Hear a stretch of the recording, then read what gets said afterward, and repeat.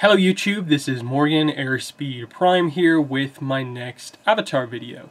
In this one I want to discuss my thoughts on the Dark Horse live reading excerpt from Turf Wars Part 1 that they did on Twitch last night.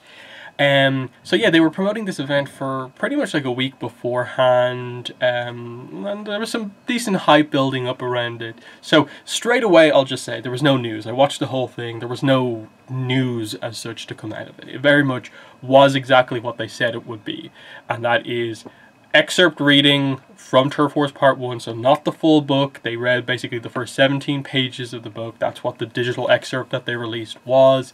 So just a little bit more than basically the preview pages, basically.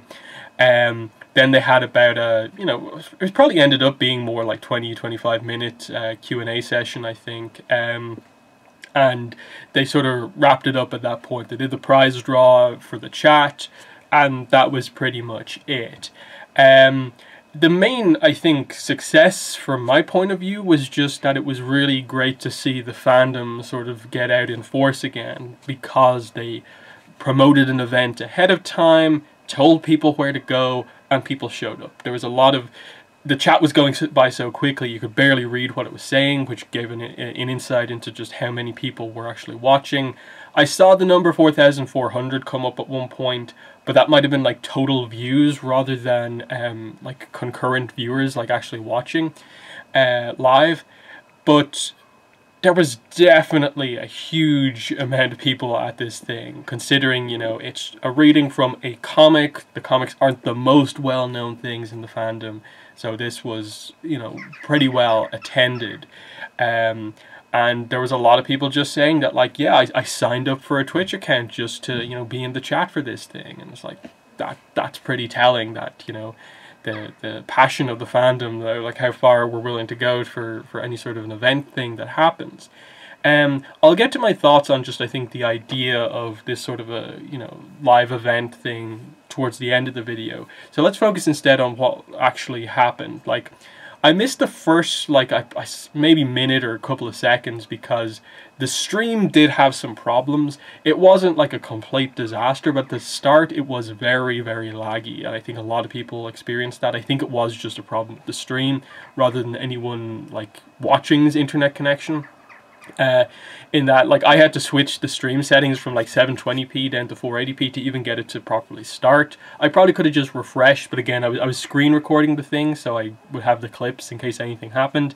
So I didn't want to sort of mess up the screen recording and the way I had it. The window I had set up recording. But yeah, so the opening section, the kind of introduction of the event was a bit laggy all over the place. It only continued about like a minute or so into the actual like reading, but there were still a few moments where like the connection came up and there was a few kind of slightly awkward pauses. But for the most part, the reading I think went okay. Like the stream worked well for the most part after that. Like I don't think there was too many issues like over the course of like the Q&A and most of the reading. It was mainly the start and then small little things in the middle. So, obviously you don't know exactly like who hosted the stream. Was it Seychelle? Was it Janet's internet or anything like that? It's not particularly clear, but there's improvements could be made. This was obviously put together under fairly short notice in the grand scheme of things. I think Varney was basically confirmed to have like actually organized the whole thing, which was definitely pretty cool. The reading itself was, I think, pretty well done. So obviously, Varney did Korra, Seychelle Gabriel did Asami. But what surprised me is that they didn't just have Janet Varney do like all the other kind of voices of what was going on there. Seychelle did the rock spirit from that opening section, as well as Senna, and then Janet did Tonrock. And then they both sort of also did the comic sound effects as well. So it was pretty well done. Again, they said they would be releasing the full VOD, video on demand, at some point, but they did say they were doing it in sort of collaboration with Nickelodeon, which gave me the impression that like Nickelodeon will be like putting out like an official video about this, which I'm wondering how they'll do that, because at least on my end, like the screen recording that I got isn't particularly like amazing quality. Now maybe that's just me because I set the quality settings on my recording software a little bit too low, or I had the stream too low after that initial issue with the whole 720p thing. So I'm wondering, like, did they actually get like a really high quality recording of this? Because this would be actually really nice to hear without the sort of internet kind of issue type stuff. Now obviously that was a factor on the end of both of their recordings, but it would be nice to see if like both of them actually recorded it themselves, so that they can then maybe splice it together later on. Because I don't know, maybe I'm thinking they might do some sort of really well produced thing where they do like just release a video. It has the first 17 pages of the book, read along, just the audio under it of Seychelle and Janet doing the voices. Maybe they might do motion comic. I don't know how much of a big a deal they're going to make out of this, or will they just release the Twitch recording? That's probably the simplest thing to do. But yeah. So yeah, I think a lot of people seem to like it. You know, it's one of those things where you realize that, like, yeah, it is just the voice actors reading out the comic, and we've seen this at panels before, and in many ways, like, that's exactly what this stream felt like. It felt like a convention panel just sort of done over the internet, instead of like you have the people in the convention hall, the voice actors up top as part of the panel. Instead, that was all all digital, all done via Twitch, and instead of having an actual live audience there, you had the audience on Twitch, which for some of the panels that they did stream, it definitely felt sort of similar to that. Now obviously a lot of convention panels end up not being particularly great because usually there's not a lot of news that's the focus, and I think that was probably the only real issue, if there was one, with this stream, is that while it was exciting to get this kind of event because they hyped it up beforehand, they didn't really have any sort of like big thing to say. Like, this would have been great if they linked in a news reveal about future comics, or even talked about like the recent announcements of like the Korra comic or anything like that. The Katara comic. But they didn't really. They obviously at the end, the moderator did get across the idea of like, look, we read Turf Wars. There's Turf Wars Part 1, 2, 3. There's Ruins of the Empire Part 1, 2, and 3. You can get them here, here, here. But that's really all they did. They just talked about some of the comics that were out there, and that was it. They didn't really make it at all about like, here's the new books coming out, or anything like that. This, I think, would have been put completely over the edge if they had managed to include an announcement for the next Korra comic in here, or some sort of a tease about that, about when we could expect news. But they didn't, and I don't really know the reason for that, because like obviously we don't know at all where production is on the comics, but we pretty much know there is a Korra comic announcement that we're waiting for. Dark Horse do have other books in production for Avatar that we're waiting to hear about, and that's something I really want to see. So in that sense, like the stream like worked fairly well. The Q&A section again was fine. Obviously they had just people asking questions the entire time in the chat, and obviously they just compiled them themselves. They had a moderator, so pretty much most of the questions, I got the impression, were asked based off like fairly earlier on in the stream, the ones that caught their eyes. And the thing with the Q&A is, of course, that the voice actors always get asked the exact same questions. It's always the thing: how did you get the role? Were you familiar with the show beforehand? What element would you bend if you were actually a bender? How do you relate to the character? Weird kind of scenarios of like, if Korra and Asami were in this situation, how would they feel? Typical convention panel stuff, because you can't ask the voice actors any, I suppose, more meaningful questions, because they probably won't know the answer to it. So there's always that limitation on it of like, the questions only go so far. in that you do get the same stuff over and over again. I think probably the most interesting question was just, I think the moderator just asked them about, their thoughts on the comics, and it was nice to get stuff like, oh, Seychelle Gabriel actually really likes Jargala, the design, her specialized bending that she has from Turf Wars, and Janet Varney talked about how she had Irene Coe on one of her podcasts before, so she was pretty familiar with Turf Wars. That sort of stuff was nice to hear, of just that, like, they have actually read the comics beyond just the little bit that they were reading here. But there was nothing, like, I think, overly insightful beyond that, because a lot of the other questions that could have been more interesting were more taking them, like, on the spot of, like, what's your favorite quote, and you could tell both of them were just like, we're not prepared for this. Because, like, it's hard. Like you ask pretty much almost any fan, like, completely unprepared, what's your favorite quote?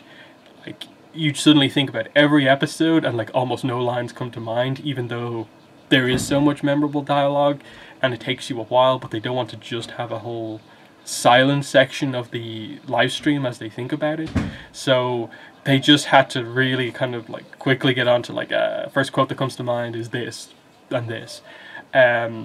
It was that sort of stuff, and that, like, this is where, like, it probably would have been better to have more detailed questions prepared ahead of time, just in terms of, like, especially based on sort of the content that I do. It's like, I would really love to see just them do, like, a thing where, like, what is your favorite book 1 episode, favorite book 2 episode, book 3 episode, book 4 episode, and just have that sort of almost prepared beforehand to really go in depth on it, rather than catching them on the spot about, like, basically then just remembering sort of Korosami moments, because it very much was a Korosami-centric stream, with them stopping the reading, obviously, prior to the plot of the book actually happening.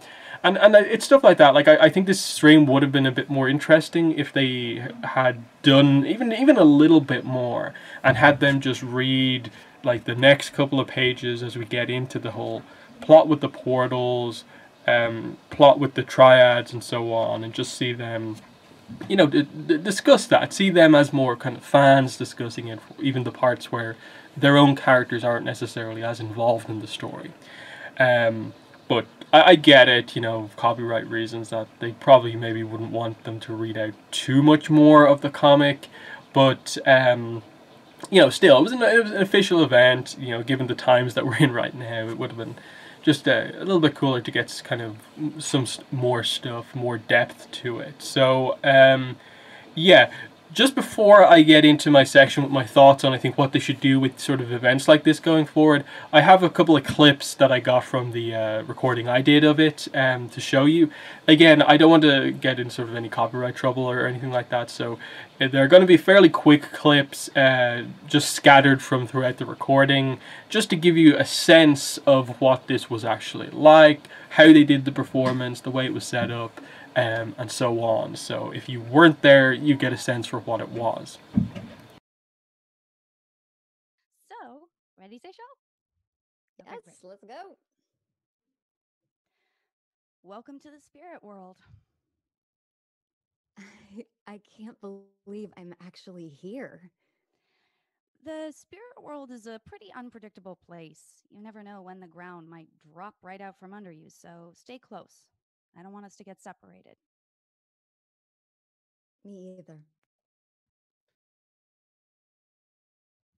You thinking what I'm thinking? Race you to the top? You're looking a little slow, Avatar. Ha! I'm going easy on you. What's happening? Whoa! Who dares climb upon me? I'm sorry, noble spirit. Whew. What a disaster. I wanted our first big getaway to be perfect, not almost get us killed. I'm sorry. We've been through a lot worse together, and I'm not going to let one disgruntled spirit ruin all the fun we had. You shouldn't either. You're right. But unfortunately, we lost all our supplies, so we should probably think about heading back to the city.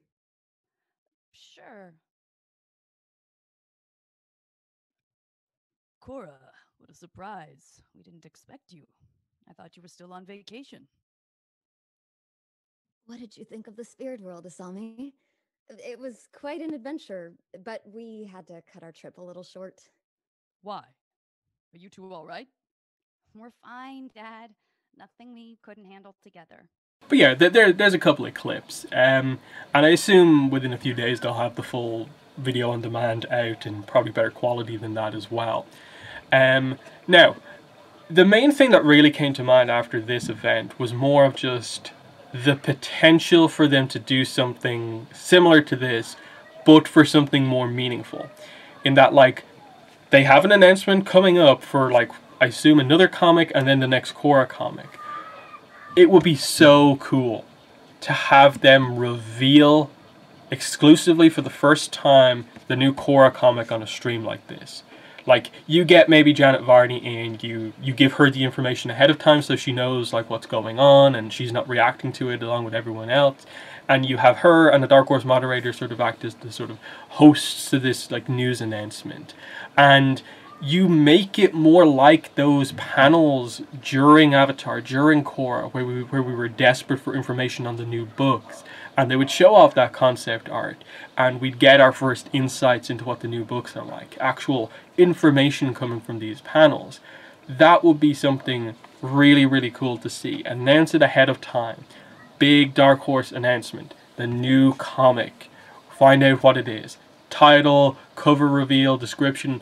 Like, even if you have a couple of preview pages, even if it's still early, that would be fantastic, perfect to do. And then especially, like, you could have some really cool stuff of, like, obviously the description for the comics usually suggests the focus characters of the book, and it would be very cool to see if, like, they announced one and it was, like, Janet Varney and, like, David Faustino, and you're like, oh, does that mean Mako's, like, a much more of a focus in this book, and they have them on the live stream to announce it. That sort of stuff. In that it's just seeing like a couple of thousand Avatar fans come in for this live reading that, you know, isn't the most important thing, but people came because it was an Avatar event. Now imagine it was actually like big news and it was actually the big reveal for the next Avatar comic or the next Korra comic or something completely new. That's what I think they should see as the potential here of not just relying on giving the news to some, you know, comic website and like, oh, look, Comics Beat revealed the information we had 3 days before already. Just announce like one or two of the books yourself. Like, I get you probably still want to have that sort of relationship with the comic websites just because it's the comic industry and so on, but like some of that stuff I think you should probably do yourself, and then you can have like the full-on like 7-12 page preview page reveal. You can give that to like a website or something like that, but like the initial announcement would be so cool to see done in a format like this. It's just, I hope this wasn't just some special event just because Janet Varney came up with an idea and because we're all sort of in quarantine right now. This should be, I think, something they look into and realize that with the Avatar fandom, we have this crazy passionate fan base that will come out to basically anything we turn into an event.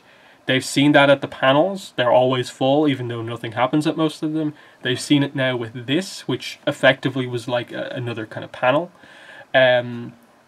basically. Now imagine you actually did something important. And I think that's always been the problem with the comics, is that the comics have been going since, like, Korra. Like, you know, The Promise was coming out, like, as Korra was airing and stuff like that, and the comics continued throughout all of Korra. And it was always such a contrast between the way they would announce the new seasons of Korra versus the way the new comics were announced. And now you have that opportunity, now that the comics are such a big focus, to do stuff like this. And I think you've seen like the video game industry do this a lot more recently with like E3 becoming less and less focused, and you see more you know, publishers like Microsoft, PlayStation, even just specific companies like Bungie and so on do live event reveals on their own and not have to go to like an industry event to do it, so not needing your San Diego Comic-Cons necessarily to do your big announcements, because they've never done that. But do you really value giving the exclusive to Comics Beat over the hype around like 5,000 or so people in the chat freaking out about your new book? And it's so much more marketing, I think, than you get from a Comics Beat or whatever article. Like, you directly are talking to the fans that you're selling the book to, and you have that ability to bring people into the comics tell them about the other books and your new stuff. And if they can incorporate the voice actors into these type of things like they did here, that seems absolutely perfect. Given that you at the very least have, Janet Varney and Seychelle Gabriel who are into it. And I'm sure a bunch of the other voice actors would be willing to get on board with this as well. In that, like, can you imagine how hyped people would be if, like, a year or so ago when, like, Runes of the Empire was announced, like, they got Zelda Williams, the voice actress for Kuvira, to be there for the announcement and, like, just, like, do the voice for, like, I'm back, type thing. That would have been absolutely incredible just to push it over the edge. Whereas, you actually see the way Dark Horse do market the books, and it's like, okay, usually your part ones, new book announcements get done by, like, an IGN, a Comics Beat, a CBR, whatever. Usually, of late, it's just been, oh, look, someone found the new book on Penguin Random House. You contrast that, so heavily with what's been done here. It's just it's crazy that you see Dark Horse then once the books actually come out, and they barely talk about part 2 or part 3. Like, part 2, just, it comes out, they maybe put a post up announcing it, on Facebook, on their Twitter, and it's like, okay, fine. Maybe a very minor interview comes out. Even for part 3s, they do the exact same thing. It's just, yeah, it's a new book. That's fine. No real hype, but they must be able to acknowledge that, like, this is one of the bigger franchises they have. It's one of the more passionate fan bases that they have sort of just built in. They should be able to really use that to, build even more hype around the comics. And that, I've always said that the main problem with the comics is ultimately the lack of communication from Dark Horse, and that the amount of people I always have coming to me asking, how do I get into the comics? What comic do I read first? What is the order? And it's like, it is pretty crazy that there isn't really anywhere officially, like, on the books, this clear-cut dynamic of this is the way you read the books. Yes, you can just Google it and go on look up Avatar comics and it lists them in order. I have videos of my channel explaining the order and so on. It's not particularly complicated, but it doesn't say it on any of the books that The Promise is the first Avatar comic, The Search is the second, The Rift is the third, and so on. And it really should. And that's why I'm wondering, like, with the omnibus editions, like, will they actually have, like, The Promise 1 on it, as it being, like, the first volume of Avatar comics, or what? And that's where, like, they need to, I think, do a little bit more with Avatar. And they know that if they do just that little bit, you will get a huge amount of the fandom invested in what you're doing. Because I definitely think that you got a lot of people there who maybe weren't familiar with the comics at all, were just excited about, like, the voice actors are doing something, and it's, oh, what, there is other official content? And I'd love to know if they actually sold more copies of, like, Turf Wars and Runes of the Empire just because of this stream. I'm going to assume that they did. It might not have been huge, but they probably did get a lot of people into core comics through this stream. And they could do that on such a bigger level if they actually did an announcement this way. Again, I don't really know how this specifically works, but if your reveals are ultimately just going to those websites, like comic book resources and so on, I think you can announce them yourself in, like, a really cool way. But yeah, they're my thoughts on the live event. It was fun, but I wish there was something more impactful to it, that there was a bigger takeaway from this, rather than just, yeah, I wish this didn't actually announce something. Like, it is just this contrast between we just sit in silence waiting for the next comics to be announced when we don't really know what's happening, and that like the Katara book is all the way in October, and what we're just waiting like what 6 months until that book comes out. Where's the next comic? Because there's very little to speculate about with the Korra comic, where the Katara comic. Whereas if they announce the Korra comic and it is a very interesting topic, it could lead to discussion for a couple of weeks that will get us closer to those dates. But they need to make those announcements. Here's a way to do it. So yeah, give me your thoughts on the live stream. But that's been the video. Thanks for watching, and bye.